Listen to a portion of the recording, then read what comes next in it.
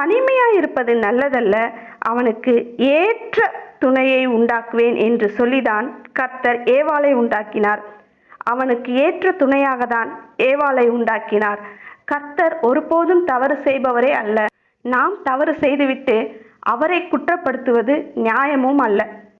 அடுத்து இப்போ கர்த்தர் ஏவாளை பார்த்து, நீ ஏன் இப்படி செய்தாய் என்று கேட்கிறார். அவளும் ஆதாம் செய்த அதே தவறையே செய்கிறாள்.